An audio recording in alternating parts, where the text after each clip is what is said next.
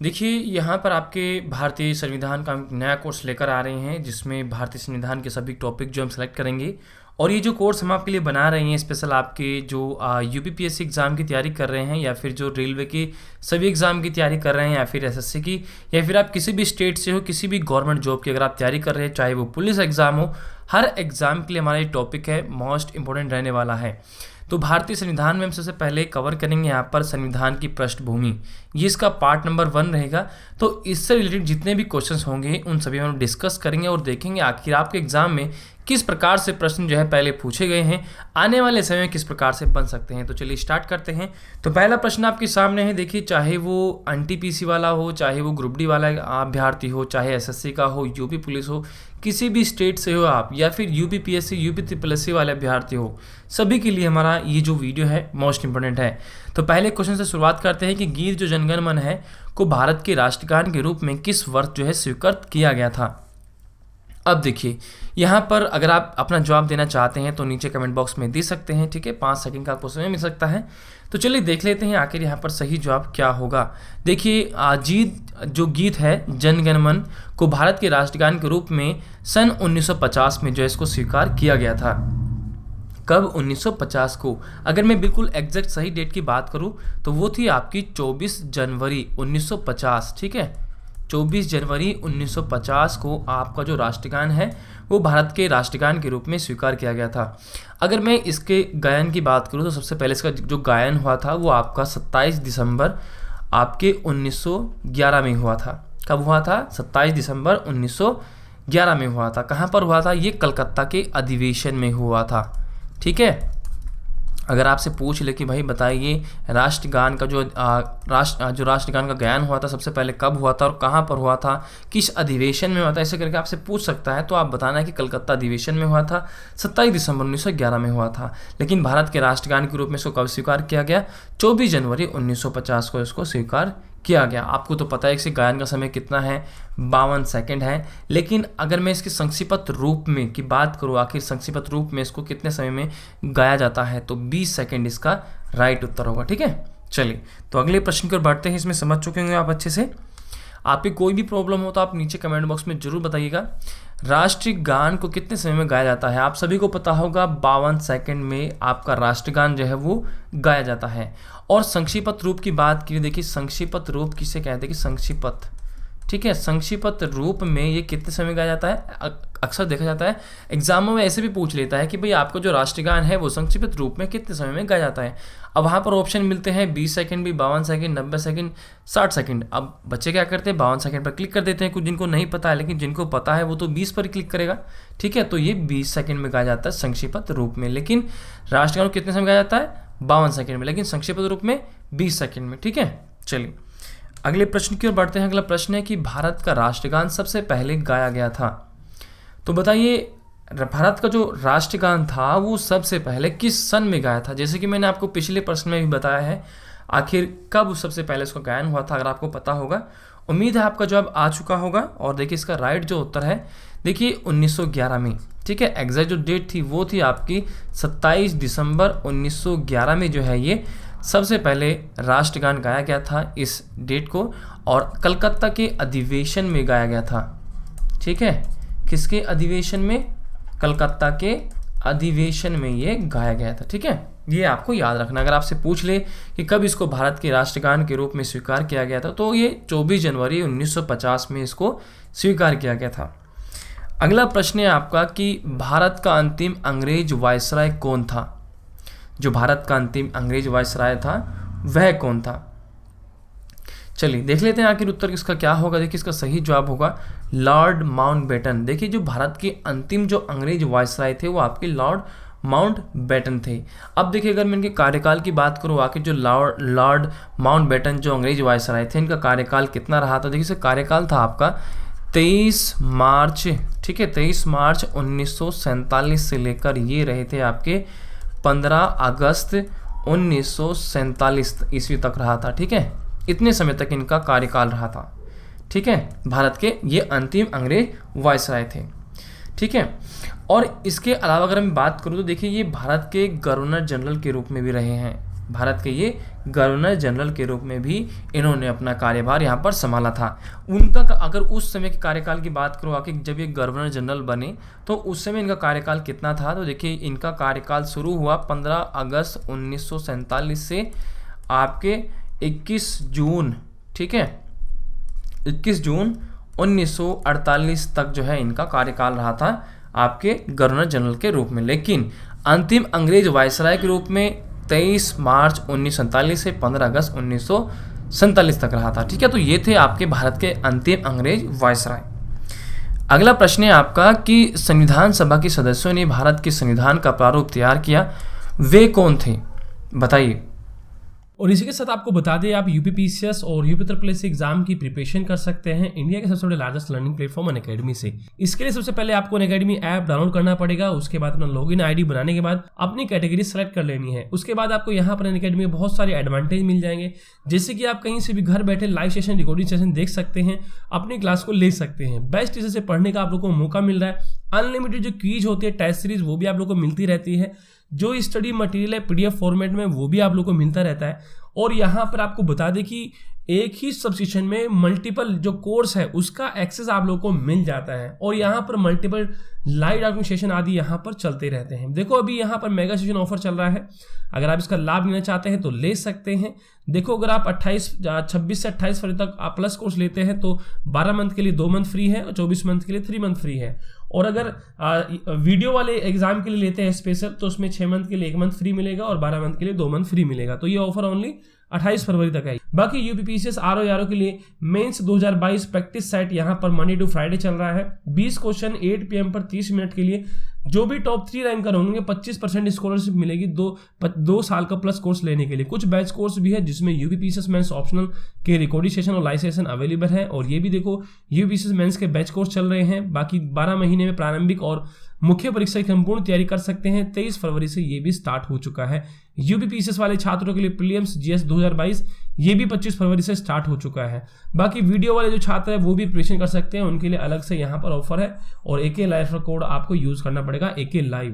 तो देखो 1 सेशन में इन सभी परीक्षाओं की आप लोग तैयारी कर सकते हैं। ये रेफर कोड है एके लाइव, अगर आप यूज करेंगे तो 10% डिस्काउंट आप लोगों को हर कैटेगरी में मिलेगा, चाहे वो कोई सी भी कैटेगरी हो। और देखो बीपीएससी और यूपीपीसीएस की तैयारी आप अनअकैडमी साथ आप एक साथ कर सकते हैं। बाकी अनअकैडमी को यूट्यूब और टेलीग्राम पर जाकर भी फॉलो कर लीजिएगा। बाकी यूपीएससी वीडियो में सफलता की जो रणनीति है उसे सीख सकते हैं एक चैनल के माध्यम से, जिसका लिंक आपको वीडियो के डिस्क्रिप्शन में मिल जाएगा। और लाइक शेयर सब्सक्राइब सभी छात्र जरूर करें। This is your Unacademy. उम्मीद है कि आपका जवाब आ चुका होगा और देख लेते हैं आखिर इसका सही जवाब क्या होगा। और आपका राइट उत्तर होगा, देखिए वे विभिन्न प्रदेशों की विधानसभाओं से चयनित सदस्य थे। देखिए जो भारत का संविधान है उसको जो प्रारूप है उसको तैयार करने वाली जो संविधान सभा है उसके जो सभी सदस्य जो हैं जो विभिन्न प्रदेशों की हैं और विभिन्न जो विधान जो सभाएं हैं उनके जो सदस्य होते हैं उनके द्वारा क्या होता है अप्रत्यक्ष रूप से निर्वाचित किए जाते हैं। ठीक है, तो यहाँ पर हमारा राइट उत्तर क्या होगा, आपका सी ऑप्शन होगा। अगला प्रश्न है कि भारत की संविधान सभा के अस्थायी सभापति कौन थे। उम्मीद है कि आपका जो जवाब है वो आ चुका होगा और इसका बिल्कुल सही जवाब होगा आपका श्री सच्चिदानंद। देखिए साथ में डिस्कस कर रहे हैं तो इसलिए जरूरी है कि आप लोग भी अपना कमेंट बॉक्स में अपना सुझाव दें। आपको किसी भी प्रश्न का जवाब पता हो तो प्लीज़ ज़रूर बताएं। ठीक है, अगर आप हमारे चैनल पर नए हैं तो प्लीज़ हमारे चैनल को सब्सक्राइब करें, वीडियोज़ को लाइक करें, अधिक से अधिक इस वीडियोज़ को जो है शेयर करें। तो देखिए भारत की संविधान सभा के अस्थायी सभापति कौन थे, ये थे आपके श्री सच्चिदानंद जी। ठीक है, देखिए क्या हुआ कि 9 दिसंबर 1946 ईस्वी में एक जो आयोजित संविधान सभा थी उसकी प्रथम बैठक में डॉक्टर सच्चिदानंद सिन्हा जी थे, उनको अस्थायी सभापति बनाया गया था। ठीक है, इनकी प्रथम बैठक हुई जो इस संविधान सभा इस डेट को आयोजित की गई 9 दिसंबर 1946 को। तो उस जो सभा थी, संविधान सभा थी, तो उस बैठक में क्या हुआ कि जो डॉक्टर सच्चिदानंद सिन्हा जी थे उनको अस्थायी सभापति बनाया गया था। तो यहाँ पर आपका फर्स्ट ऑप्शन राइट उत्तर होगा। देखिए ये प्रश्न भी कई बार पूछा गया एग्जाम में। अगला प्रश्न है कि संविधान सभा के उद्घाटन अधिवेशन की अध्यक्षता किसने की थी। उम्मीद करते हैं आपका जवाब आ चुका होगा और इसका सही जवाब होगा आपके सच्चिदानंद सिन्हा जी। देखिए सच्चिदानंद सिन्हा जी ने ही संविधान सभा के उद्घाटन और अधिवेशन की अध्यक्षता की थी, क्योंकि ये जो है उसके अस्थायी सभापति बनाए गए थे। भारतीय संविधान सभा के अस्थायी सभापति कौन बनाए गए थे? आपके सच्चिदानंद जी सिन्हा जी। ठीक है, सच्चिदानंद सिन्हा जी, इनको अस्थायी सभापति बनाया गया था। कब बनाया गया था? 9 दिसंबर 1946 की, जब संविधान सभा की प्रथम बैठक हुई। ठीक है, अगला प्रश्न है कि संविधान का मसौदा तैयार करने वाली समिति जो थी, जिसको ड्राफ्टिंग कमेटी कहते हैं, उसके अध्यक्ष कौन थे? चलिए देख लेते हैं आखिर इसका सही जवाब क्या होगा। राइट उत्तर होगा BR अम्बेडकर। ठीक है, देखिए जो संविधान का जो प्रारूप है, उसको जो अंतिम रूप देने वाली जो संविधान सभा थी, ठीक है, उसमें क्या हुआ कि देखिए आपकी 19 अगस्त 1947 को, ठीक है, देखिए मैं लिख देता हूँ, 29 अगस्त आपके 1947 ईस्वी को एक संकल्प पारित करके एक प्रारूप समिति का गठन किया गया था। उसके अध्यक्ष के रूप में आपके डॉक्टर BR अम्बेडकर जी को जो है इनको चुना गया था। ठीक है, और इस समिति के जो अध्यक्ष सहित जो है कुल कितने सदस्य थे, हमको ये भी पता होना चाहिए। देखिए इस समिति में अध्यक्ष सहित कुल 7 सदस्य थे। ठीक है, कितने सदस्य थे? 7 सदस्य थे। ठीक है, तो ये थे आपके जो संविधान का मसौदा तैयार करने वाली जो समिति थी, ड्राफ्टिंग कमेटी के अध्यक्ष डॉक्टर BR अम्बेडकर थे। ठीक है, और ये अगर आपसे पूछ ले कि बताइए कि भाई इस समिति का जो गठन कब किया गया था, आपको बताना है कि भाई 29 अगस्त 1947 में इसका गठन किया गया था। अगला प्रश्न है कि संविधान प्रारूप समिति में अध्यक्ष को मिलाकर कितने सदस्य शामिल किए गए थे? जैसे कि मैंने आपको पिछले प्रश्न में बताया, आखिर इसमें कितने सदस्य जो है शामिल किए गए थे, बताइए कितने सदस्य शामिल किए गए थे? सही जवाब होगा देखिए अध्यक्ष सहित इसमें आपके 7 सदस्य। ठीक है, फर्स्ट ऑप्शन इसका राइट उत्तर होगा। ठीक है, चलिए तो अगले प्रश्न की ओर बढ़ते हैं। अगला प्रश्न है आपका कि आपके जो 11 दिसंबर है 1946 को किसे संविधान सभा का स्थायी अध्यक्ष चुना गया? अब देखिए क्या हुआ कि 11 दिसंबर 1946 को संविधान सभा का स्थायी अध्यक्ष चुना गया। किसको चुना गया? क्योंकि इससे पहले तो आपके संविधान सभा के अस्थायी अध्यक्ष चुने गए थे। चलिए उम्मीद करते हैं कि आपका जो जवाब है वो आ चुका होगा और इसका सही जो जवाब है वो होगा आपका डॉक्टर राजेंद्र प्रसाद। देखिए क्या हुआ था आपके 9 दिसंबर 1946 को, ठीक है, 1946 में, ऐसे कर लीजिए इसको, 1946 में आपके जो डॉक्टर सच्चिदानंद सिन्हा जी थे, उनको क्या हुआ कि संविधान सभा के अस्थायी ये सदस्य जो हैं चुने गए थे, असदस्य सभापति। ठीक है, लेकिन इसके 2 दिन बाद ही, यानी कि 9 और 10 तारीख के बाद ही 11 दिसंबर 1946 को डॉक्टर राजेंद्र प्रसाद जी को संविधान सभा का स्थायी अध्यक्ष जो है चुन लिया गया था। ठीक है, क्या कर लिया गया था? आपके वो तो अस्थायी सभापति थे, लेकिन इनको अध्यक्ष के रूप में चुना गया, वो भी स्थायी रूप में। ठीक है, तो इसलिए यहाँ पर हमारा जो बी ऑप्शन है वो यहाँ पर राइट उत्तर होगा। ठीक है, क्योंकि इससे पहले अस्थायी अध्यक्ष कौन थे? आपके डॉक्टर सच्चिदानंद सिन्हा जी थे। ठीक है, चलिए अगला प्रश्न है हमारा कि निर्वाचन सभा के चेयरमैन कौन थे, बताइए।